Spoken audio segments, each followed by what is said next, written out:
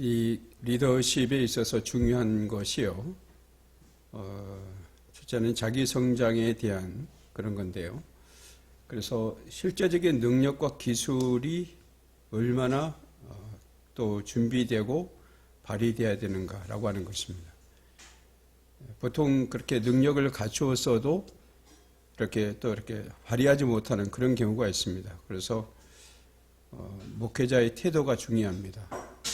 이제 긍정적인 태도, 적극적인 태도 이야기 드렸습니다만은 이런 적극적이고 긍정적인 태도를 가지고 자기가 알고 있는 지식을 또 훈련을 통해서요 계속 반복해 가는 겁니다. 가령 예를 들어서 기도해도 응답이 별로 없어요. 효과가 없어요. 그러면 보통 사람들이 거기서 멈출 수가 있습니다. 그렇지만은 좀 더 거기에다가 우리가 힘을 보태야 됩니다. 그게 바로 우리가 바디메오의 그 원칙인데요. 바디메오는 예수님께 주여 나를 불쌍히 여기소서 나사렛 예수에 그랬지 않습니까? 그러니까 예수님 돌아보지도 않았어요. 제자들도 시끄럽다 그랬어요. 그렇지만 바디메오는 더 소리쳤어요. 다윗의 자손 예수여 저를 불쌍히 여기소서 그랬어요. 그랬더니 주님이 가시다가요 발걸음을 멈추셨어요. 내가 너에게 뭘 해주기 원하느냐? 왜 보기를 원합니다 그랬습니다. 우리요 목회하면서도 그 원칙이 있어야 됩니다. 한 번 해서 안 된다. 또 해도 안 되더라. 그건요 주님이 지금 우리의 믿음과 우리의 어떤 현실성에 있어서 얼마나 더 노력하는가를 보시기 합니다 생각하시고요. 마음속에 더 열망을 갖고 더 적극적인 태도를 나가야 됩니다. 주여 저 교회 성장되기 원합니다. 저희 교회를 불쌍히 여겨주십시오. 저희 목회 사역을 돌봐주시고 긍휼히 여겨주시옵소서. 다윗의 자손 예수여 도와주시옵소서라고 외쳐야 됩니다. 한 번 했다고 해서 그걸로 끝나면 안 됩니다. 뭔가 일이 안 이루어졌다고 해서 포기하거나 그래서는 안 됩니다. 한 번의 포기는요 다음에 인생이 완전히 망가질 수 있습니다. 그리고 막 갈 수 있습니다. 절대 포기하지 마십시오. 포기는 김장할 때 그때 포기나 쓰십시오. 김장할 때 김장 포기라고 하지 않습니까? 그때 쓰시고 인생 살아가면서 목회하면서 그때는 포기라는 단어를 쓰지 마시기 바랍니다. 그저 믿음으로 나아가리라. 나는 주님의 도움을 통해서 나는 반드시 승리하리라. 하나님이 내 삶 속에 함께 하실 것이다. 그리고요 태도를 계속해서 적극적으로 가지세요. 긍정적인 태도 계속 가지세요. 자신이 갖고 있는 지식과 훈련을 반복해 가면서 고품질의 영성으로 고품질의 목회 그런 기질로 나가십시오. 여러분 기술이 좋을수록요 성공의 가능성이 커지지 않습니까? 그 기술이 물론 우리가 갖고 있는 인간적인 기술도 중요하겠지만은 영적 기술이에요. 주의 성령을 통해서 더 능력을 믿고 나가는 것입니다. 현대는 고품질 시대입니다. 이른바 엑설런스 이 탁월성이 없는 목회는 정말 성공이 그렇게 될 수가 없습니다. 목회도 고품질을 요구하거든요. 그래서 좋은 교회, 좋은 목사, 좋은 인성, 좋은 성도가 있어야만이 교회가 성장하는 거예요.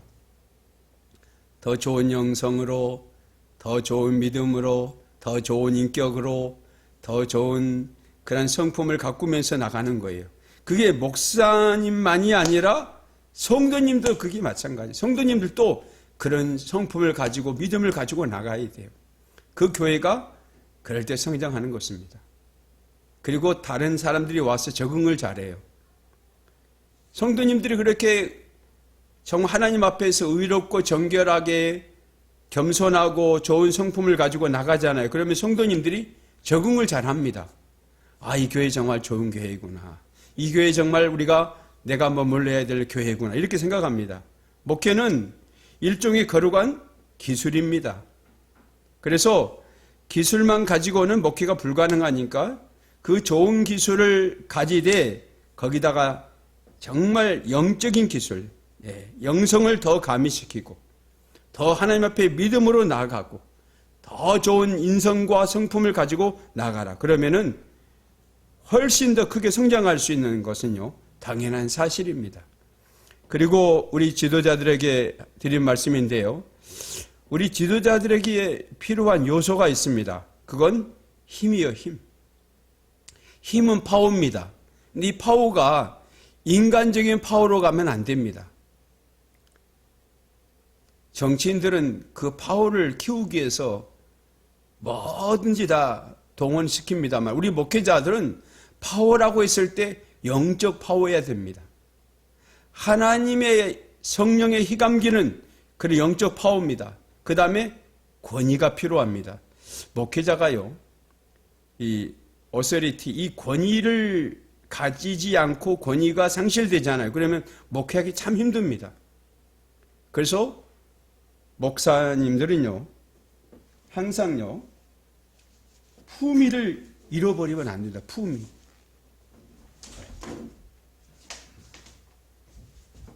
정말 품위가 있어야 돼요. 품위. 이 품위가 곧 뭐예요? 교회 성장으로 연결됩니다. 품위. 품위. 여기에는 언어의 품위가 있습니다. 언어. 저질 언어 쓰면 안 됩니다. 언어가 부드럽고 온유하고 겸손하고 정중하고 이렇게 나가야 됩니다. 언어 중요합니다. 그 다음에 생각이 중요합니다. 생각이 곧 품입니다. 생각이 어질고 생각이 겸손하고 의롭고 정결한 그런 생각이 해야 됩니다. 세 번째는 이런 언어 생각 외에도요, 이게 마음에 모든 게 있거든요. 마음. 생명의 근원이 마음에서 나오지 않습니까? 그러니까 여러분, 이 마음을 소중히 여기셔야 됩니다. 마음이 특히 갈라질 때 있지 않습니까? 마음이 갈라질 때 이럴 때 사람이 약해지는 겁니다. 환경의 지배를 받고 누군가의 지배를 받으면 마음이 약해집니다. 그래서 분열이 일어납니다.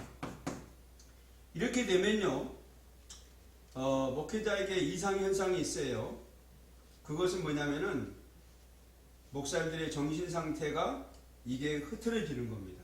그래서 마음을 절대 가다듬어야 됩니다. 힘들 때 그냥 대충 살자 이러면 안 됩니다. 그럴 때 마음을 추스리 주십시오. 그래서 마음을 추스린 다음에 이런 좋은 언어와 좋은 생각과 더불어 의로운 마음과 또 겸손의 이 마음을 가지고 뭐냐? 하나님 앞에서 긍정적으로 나는 나아가리라.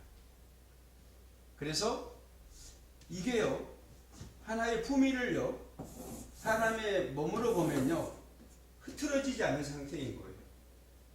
몸만 흐트러지지 않는 것이 아니라 생각, 언어, 생각, 마음, 긍정적인 태도, 이 모든 것이 흐트러지면 안 돼요.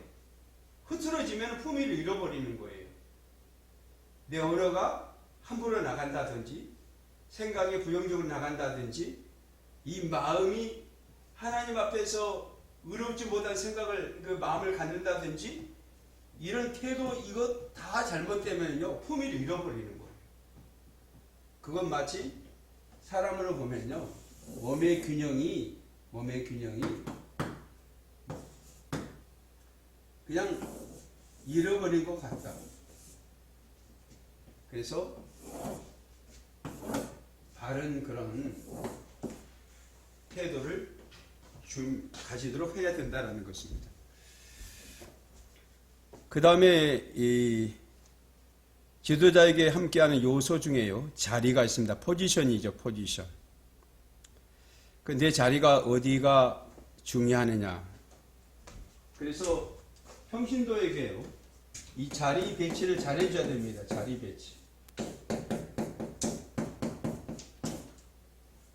평신도에게 자리 배치를 잘 해줘야 돼요. 특히 직분자들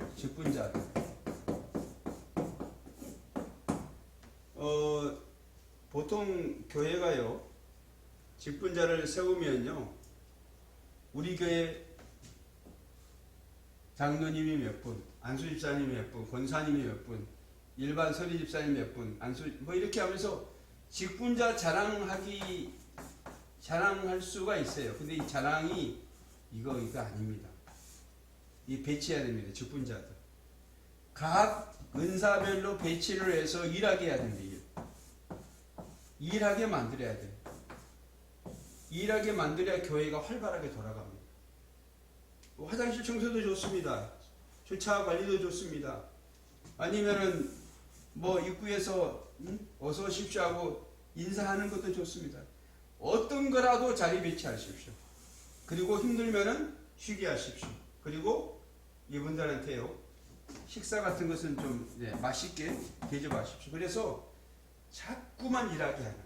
그러면은 그 위치가요, 굉장히 보람스럽습니다.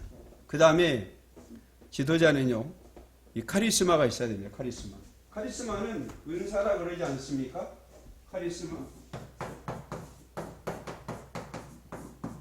카리스마는 은사인데, 은사는 하나님의 선물입니다. 선물을 하나님이 주셨어요. 이거 자리 배치처럼 역시 은사를 잘 발휘해야 됩니다. 그게 바로 지도자에게 필요한 요소입니다.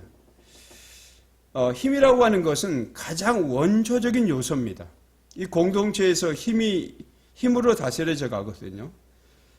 영향력이 없는 지도자는 힘을 주는 방편으로 사용되거든요. 그래서 목회자는 영권을 키우라는 겁니다. 힘에는 여러 가지 종류가 있습니다. 물리적인 힘이 있고, 정복하고 겨루어 이겨내는 힘이 있고, 다스리는 힘이 있고, 거래하는 힘이 있고, 돌보는 힘이 있고, 정보의 힘이 있고, 제일 중요한 거, 영적 힘이 있습니다. 이 힘은 바로 하나님의 말씀과 성령에 의해서 주어진다라는 거죠. 지도자는 따르는 사람들을 전제합니다. 다시 말씀드리면 지도자는 있는데 따르는 사람이 없다. 그러면은 지도자 그 필요가 없죠. 따르는 사람이 있기 때문에 지도자가 있는 거예요. 따르는 사람이나 그룹이 없으면은 지도자가 아니라는 것입니다. 지도력을 갖춘다고 하는 것은 한 지도자의 삶 속에 자리 잡고 있는 사람 됨됨이, 이게 또 나오네요. 인격과 품성입니다. 네. 인격과 품성.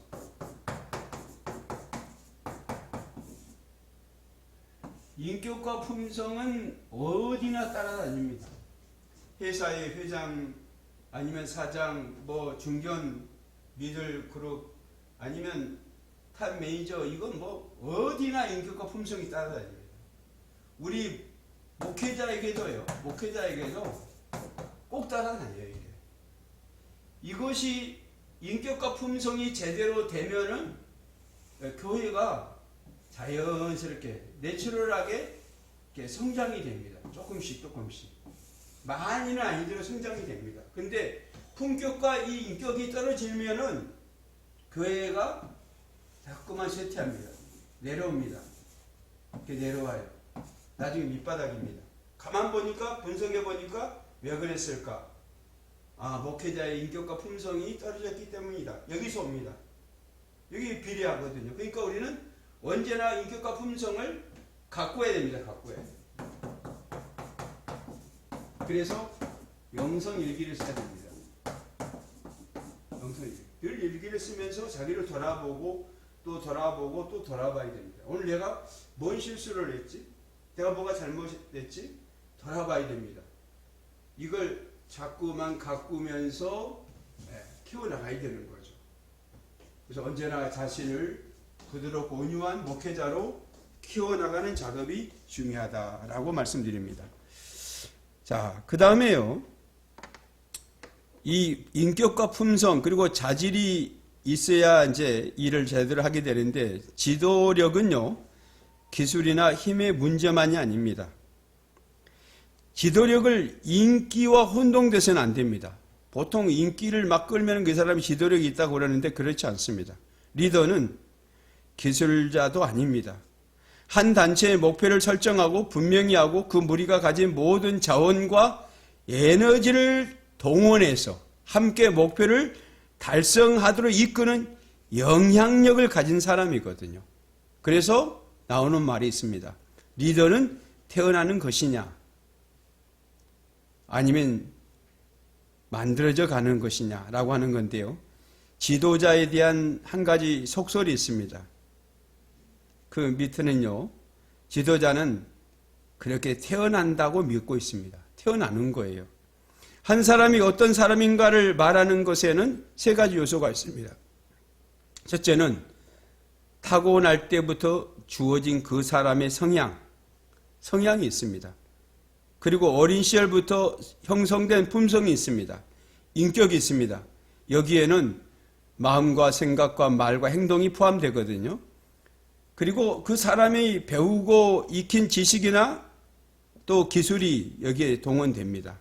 지도력 있는 사람을 보면은 특히 품성과 인격이 타고난 성향이나 성격 또한 배우의 배운 지식이나 기술적인 능력보다도 훨씬 더 중요한 역할을 감당하고 있다라는 걸 볼 수 있습니다.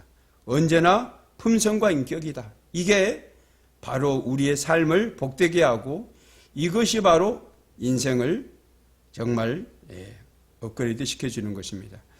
우리가 이제 리더라고 했을 때 리더십에 있어서는 평가가 있습니다. 꼭 평가를 해야 됩니다.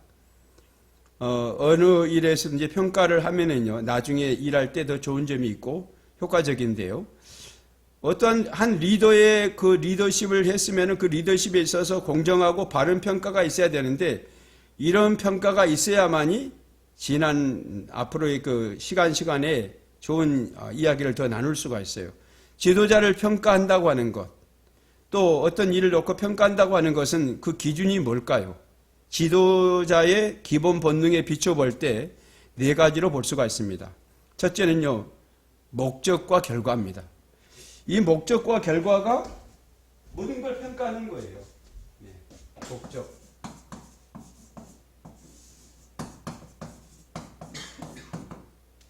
목적이 좋았느냐, 목적이 좋았느냐, 결과가 좋았느냐, 그러면 전부 다 수립했습니다. 그거 잘했구나, 박수 칩니다. 그리고 또 일하십시오, 그럽니다. 근데 목적이 안 좋았어요. 결과도 그렇습니다. 그러면은, 하향입니다. 그래서 일을 제대로 할 수가 없습니다. 그래서 항상 목적과 결과를 잘 중시 여겨야 되는 것이죠. 그 다음에 말입니다. 여기서 우리가 생각해야 되는 게 또 한 가지가 있는데 리더의 평가는요. 영향력의 효율성에 의해서 평가됩니다. 얼마나 효과적이었느냐 이걸 봅니다. 자, 그러면은 이 목적과 결과 이걸 좀 더 이야기하겠습니다. 지도자가 설정한 이 목적이 한 개인의 이기적인 욕망이나 아집으로 인해서 결국 그 무리의 운명을 패망으로 이끌어 갔다면은 그러면요 아무리 능력 있는 그런 지도자였다라고 칭송을 받았다 할지라도 결국 낙제 점수를 면할 수가 없습니다. 그래서 이기심, 욕망, 아집 이거 버려야 됩니다. 다른 누구에게나 마찬가지겠습니다만은 특히 이 목회자는 아집과 고집을 버려야 됩니다. 이 아집과 고집이 하나님의 일을 망칩니다. 하나님의 일을 망쳐요. 이것 때문에 사람들이 교회를 등집니다.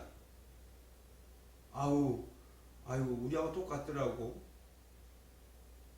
나가 똑같더라고. 그건 나가는 거예요. 아집과 고집. 자기만의 어떤 철학이라고 해서 막 나가면 안 됩니다. 요즘은요, 21세기에는 지도자는 오히려 자기를 낮춰야 됩니다. 그리고 물어봐야 됩니다. 이거 이러면 어떨까요? 이거 어떻게 생각하세요? 괜찮겠습니까? 이러면서 물어야 이게 안전한 틀이 되는 겁니다. 프레임이. 그냥 자기 혼자 밀고 나가자라고 그러면은 혼자 잘해보시오 그래요. 옛날에는요, 이런 그 전통적인 리더십에는 이게 맞아 떨어졌습니다. 그 요즘은 그렇지 않습니다. 아직과 고집을 버려야 됩니다. 자기를 낮추고 오히려 비우고 나가야 됩니다. 예수님도 이 땅에 오셔서 어떠한 그 영적 리더십을 보면요, 자기를 비우셨잖아요. 예. 그분이 하나님이심에도 불구하고 종처럼 되셨잖아요. 자신을 비우고, 예, 하나님과 동등됨을 취할 것을 여기지 아니하시고 그랬어요. 다 낮추신 거예요. 우리 리더십을 예수님께서 배워야 돼요. 예수님 자기를 비우시잖아요. 하나님이심에도 불구하고 비우셨잖아요. 우리도 비워야 돼요. 우리가 뭘 고집하고 뭘 우리가 내세울 게 있겠습니까? 항상 낮추고 겸허하게 일을 해나가면 그뿐인 것입니다. 리더의 평가, 효율성에 의해서 평가된다고 말씀드렸는데요. 참다운 리더십을 갖춘 지도자는 그룹 구성원의 모든 인적, 물적, 영적 자원을 동원하고 활용하여 함께 목적을 이루도록 영향력을 끼치는 사람입니다. 그래서 참 요즘 시대처럼 물질적으로 힘드는 경우도 없어요. 물질이 또 풍성하면서도 물질적으로 공핍한 시대가 오늘날입니다. 물질, 인적 자원, 영적 자원, 이 세 가지를 항상 사람들이 이야기하죠. 네. 오늘날에는 인적 자원이 고갈된 시대라고 볼 수 있습니다. 교회 사람들이 많이 와야 되는데 교회 안 오니까 힘들고, 물질은 또 나름대로 풍부하면서도 쓸 것이 많아서 또 곤핍합니다. 영적 자원도 많이 그렇게 필요합니다. 이 세 가지를 어떻게 하면 지혜롭게 돌파하고 해결해 나갈까? 이것은 그 목회자, 리더의 개인의 어떤 몫이라고 볼 수가 있죠. 스스로 잘 키워나가야 되고 그때마다 잘 활용할 수 있어야 됩니다. 비전을 제시하고 소통을 잘하고 작전과 계획을 수립하여 함께 가는 데 있어서 지도력을 발휘하는 사람은 좋은 지도자라고 평가할 수 있어요. 그래서 비전 제시하고 소통 잘하고, 비전 해석에서 나옵니다. 비전과 소통.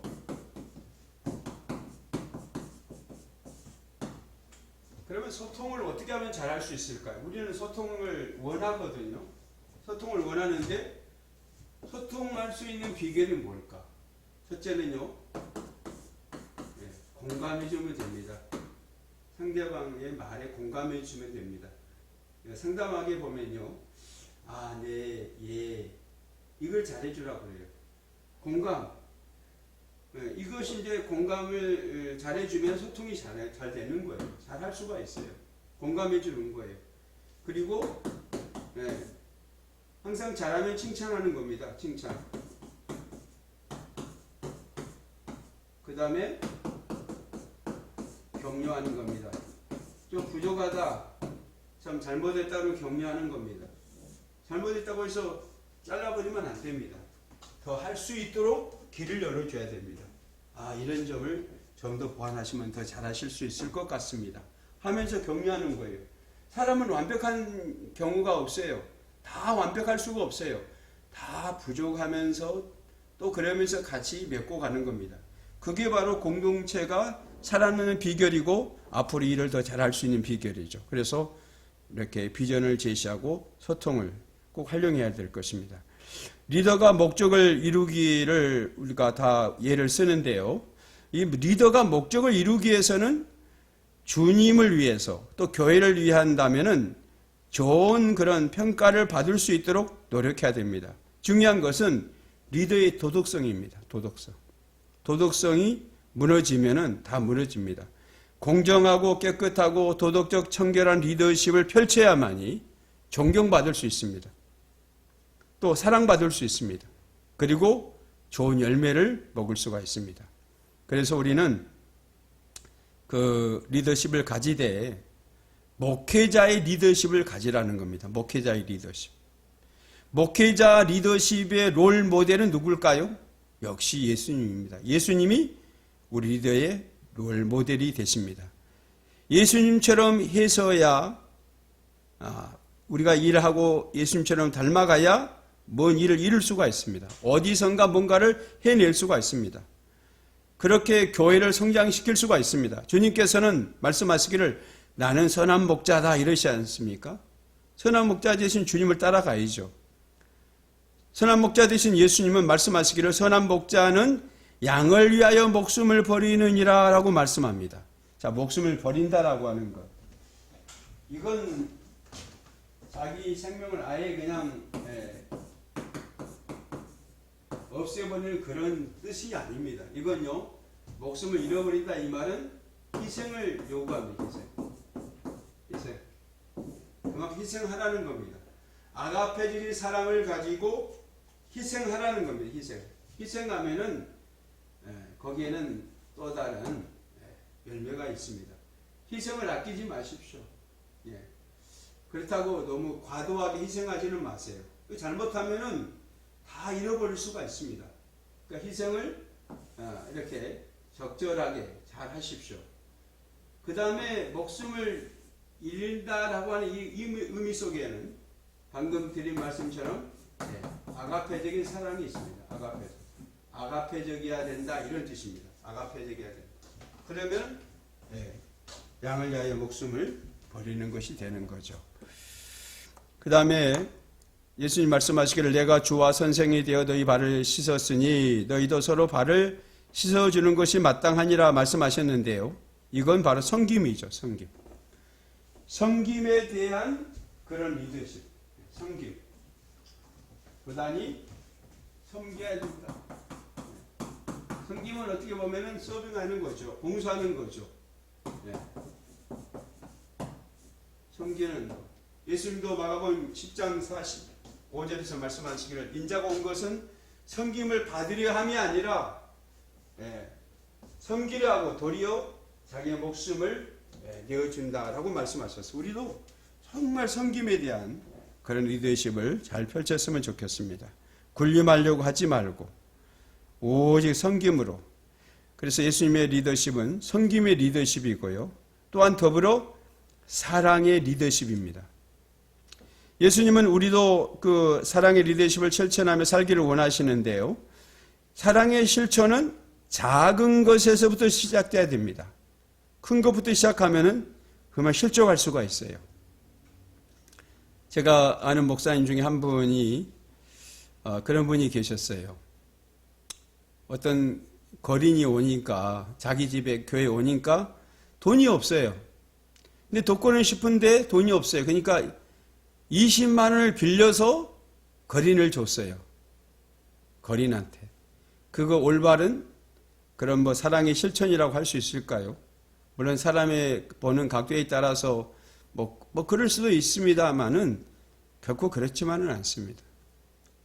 자기의 도를 너무 지나치면 안 되죠. 작은 것부터 실천하면 되는 거죠. 주변의 사람에게 또한 미소를 지어주는 일부터 시작하라. 리더십. 사랑의 리더십은 미소를 주는 겁니다. 그럴 때 상대방이 나를 인정해주고 그렇습니다. 그리고 이 사랑의 리더십에는 격려하고 감사를 표현해야 되는 거예요. 고맙습니다. 좀 더 이렇게 감사하는 표현을 하지 않아요? 그러면은 더 좋은 일이 있어요. 왜? 주님은 그런 감사하는 자를 좋아하시거든요. 범사에 감사를 하지 않습니까? 배려해주는 삶으로 사랑을 실천하는 것입니다. 나부터 시작해서 주변의 사람들에게 사랑을 감염시키는 지도자, 이런 지도자가 되어야 되는 거죠. 예수님의 리더십, 섬김의 리더십이요, 사랑의 리더십입니다. 정말 예수님처럼 우리도 남들의 발을 씻겨줄 수 있을 만큼 낮아지는 거죠. 예전에 그런 경우가 있었습니다. 그 성도님들의 발을 다 이렇게 사순절날 씻어 드렸는데요. 제 발은 더러워요. 그러면서 씻지 마세요 하는 분을 봤어요. 그렇지만은 끝까지 씻겨 드렸습니다. 우리도 정말 예수님처럼 그 제자들의 발을 씻기셨던 예수님처럼 우리도 발을 씻겨드리는 그런 모습이 우리에게 있어야 되는 거죠. 예수님은 그 발을 씻기는 것을 통해서 제자들이 겸손하게 이렇게 허리를 굽혀서 그 예수님이 제자들 곁에 가셔서 허리를 굽혀서 그렇게 섬기셨어요. 이게 정말 중요한 거예요. 이게요, 눈높이예요. 눈높이의 섬김인 거예요. 우리가 볼 때는 내가 그래도 구주고 내가 메시아고 내가 선생인데 너희들 일어서 나는 갖다 발만 이렇게 할게. 이게 아니잖아요. 허리를 굽혀 수건을 허리에 두르시고 그리고 손수 발을 씻겨드렸어요. 그들의 밑에까지 내려가서 그 발바닥까지 내려가서 거기까지 머리를 숙이시면서 손수 그렇게 섬김의 본을 보여주신 거예요. 리더가요, 이런 진지한 모습이 있어야지 돼요. 그러면은 그렇게 진지한 모습이 보이면은 많은 그런 성도님들, 그 밑에 있는 많은 분들은요, 정말 따라요. 열심히 일을 해요. 왜? 그거 하나 때문에. 그거 하나 때문에 인정받고 지지받고 그것 때문에 어머나, 우리 목사님 정말 훌륭하시다. 우리 목사님 정말 대단하시다. 사랑이 많으시다. 진정한 우리 목사님이셔. 아, 정말 좋네. 우리 섬겨봅시다. 우리 일합시다. 우리 교회 부흥을 위해서 열심히 노력해 봅시다. 이렇게 나가는 거거든요. 한 가지가 되는 거예요.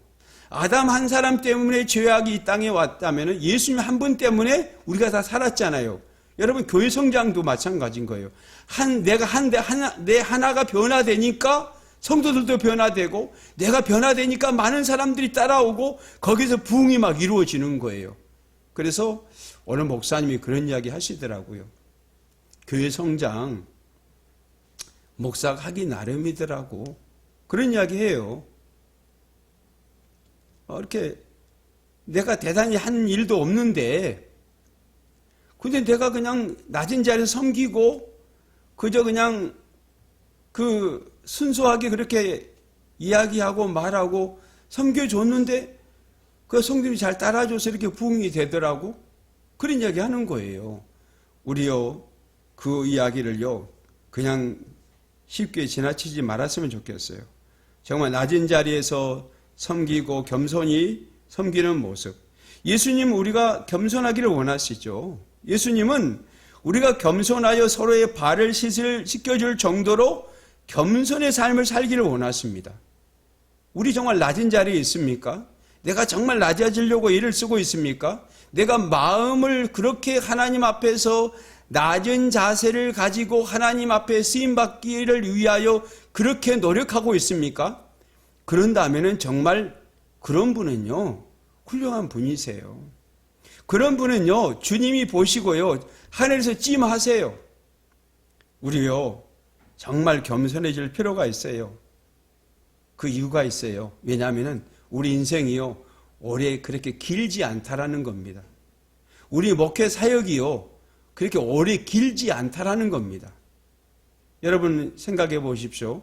30대가 엊그제 같잖아요. 근데요, 40대 넘어가더니 50대 되니까 홀로당 10년이 지나가더니 60, 70. 여러분 시간이 없어요. 길다 짧다 내가 높다 따질 때가 아니에요. 우리요, 하나님 앞에서 언제나 겸손하게 이렇게 쓰임받다가 하나님 나라에 가야 되지 않겠습니까? 하나님이 그래야 기뻐하시지 않겠습니까? 천국문에서 우리를 이렇게 바라보시고 주님이 우리를 환영하실 때 정말 겸손하게 섬기는 그런 모습을 우리가 보여드렸다면 주님이 우리의 모습을 그때 보시고 얼마나 반기시겠습니까? 우리요, 그런 낮은 자리에서 또 주님이 지금 나를 보고 계신다 이런 마음으로 섬기고 또 사역을 했으면 좋겠습니다. 예수님의 리더십 가운데는요, 성령님과 협력하는 리더십이었다라고 밝히고 있습니다. 학자들은 성령님의 그 능력을 의지하셨단 이걸 이야기하는 거예요.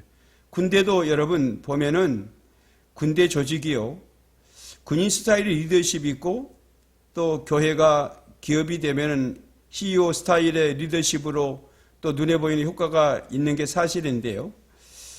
우리가 어떻게 하면 좀 더 실효성이 있고 또 능력을 펼치는 그런 목회 리더십을 펼쳐볼까 했을 때 우리는 성령님을 정말 의지해야 될 것 같아요.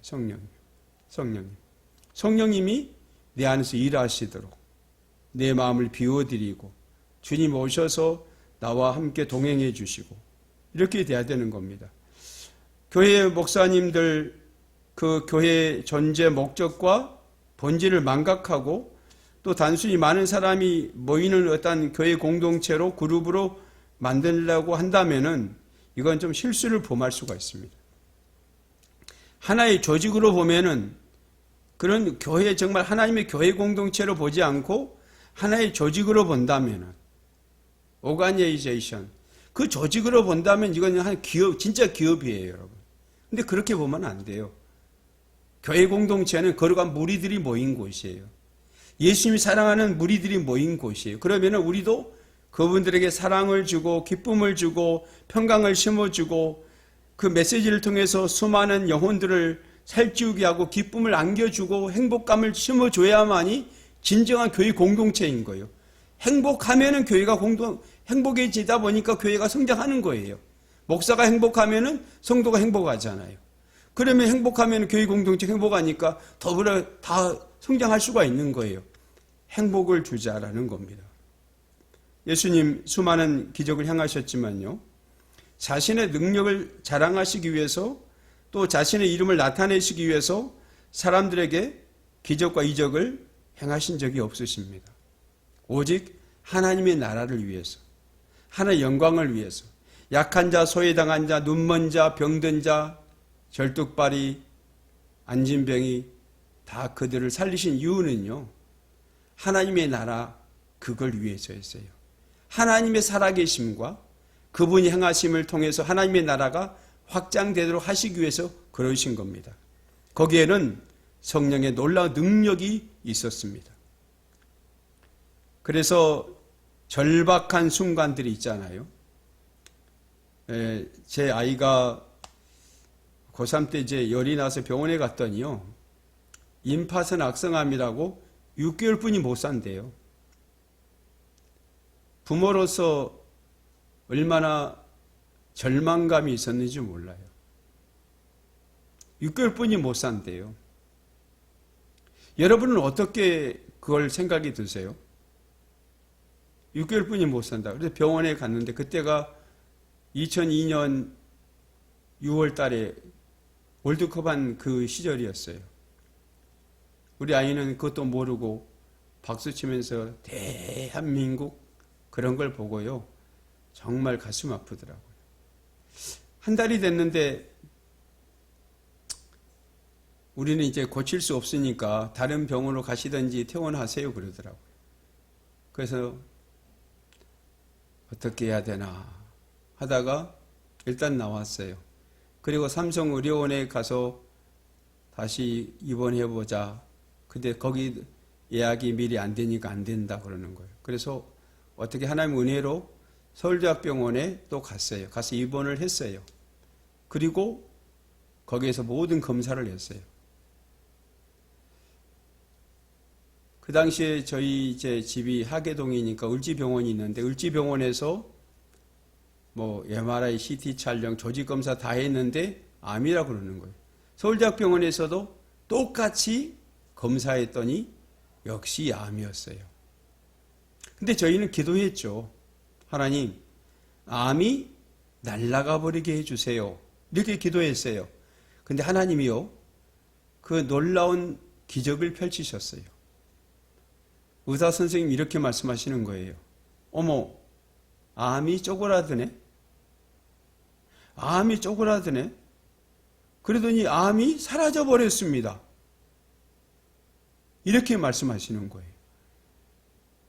그분이 하신 말씀, 내가 의사하는 이런 활동 중에 내가 이런 일은 처음 보네. 옆에 있는 전문의들, 옆에 뭡니까? 의대생들 다 있잖아요. 이게 쪼그라들고 없어졌다 그러니까 막 난리를 쳐요. 그 이제 전문의나 그 옆에 있는 학생들이, 의대생들이. 아니, 교수님, 뭔 이런 일이 있을 수 있습니까? 막 항의를 해요. 그러니까 아니지, 이런 일이 있을 수도 있지. 신이 계시니까 그러더라고요. 하나님은 살아계십니다. 하나님이 지금도 살아계십니다. 우리는 그 점을 알고 목회하고 또 절망감이 우리 앞에 있을 때 우리는 그 절망감만 보면 안 돼요. 그 뒤에 펼치실 하나님의 역사, 그 역사는요, 초월적으로 일하시는 그 일이거든요. 그걸 우리가 보고 두려워하지 말고 염려하지 말고 믿음으로 담대히 나가야 돼요. 그러면 하나님이 일하세요. 그리고요, 교회가 견고하게 서가는 거예요. 그런 어려움이 있지만은 그걸 뚫고 나가야 돼요. 그걸 극복해야 돼요. 그게 바로 목회자가 또 할 일인 거예요. 그리고 목사님들이 그걸 이기지 못하면은 목회에 무너집니다. 우리 환경에는 언제나 어려움과 절망감이 우리를 향해서 올 수가 있습니다. 그렇지만 우리는 그런 걸 오면은요, 담대하게 헤쳐나갈 수 있는 믿음과 용기가 필요합니다. 무너지면 안 됩니다. 와라! 나는 단호하게 싸워 이길 것이다. 나는 믿음을 이길 것이고 성령의 권능을 이길 것이고 성령님이 일하실 것이고 주님이 초월적으로 역사하실 테니 나는 두려워하지 않고 나아가겠노라. 이렇게 해서 일을 잘 펼쳐나가야 되고 고통을 이길 수 있어야 됩니다. 그 절박한 순간을 이겨야 되는 것입니다. 또 우리 주위에는 고통받는 이들이 많지 않습니까? 그 고통받는 분들 있으신데 그분들 나몰라라 할 수는 없죠. 그분들에게도 도움을 줄 수 있어야 됩니다. 희망을 줄 수 있어야 됩니다. 작게나마 또 능력이 있으면 크게. 그래서 희망을 주는 목회가 돼야 됩니다. 희망을 주는 목회. 미국의 시카고에요. 그 강변이 있는데 강변 옆에 호수가 보이는 교회가 있어요. 호수가 보이는 교회. 그 호수가 보이는 교회가 작지만은 희망을 주는 교회, 이게 바로 목표입니다.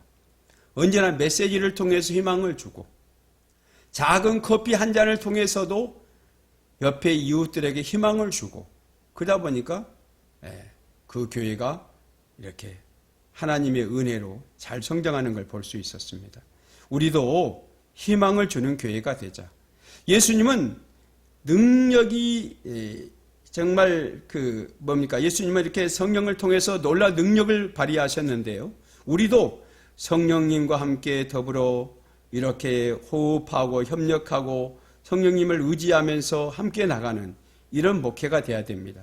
내 힘과 능력을 의지하지 말고 성령의 능력을 의지하면서 성령님과 함께 협력하는 그런 목회가 되었으면 좋겠습니다. 우리가 상상할 수 없는 놀라운 일들을 성령님은 행하실 것입니다. 모든 성도님들이 예수님의 리더십을 배워서 하나님께 쓰임받는 그런 리더자들이 다 되시기를 간절히 소망합니다.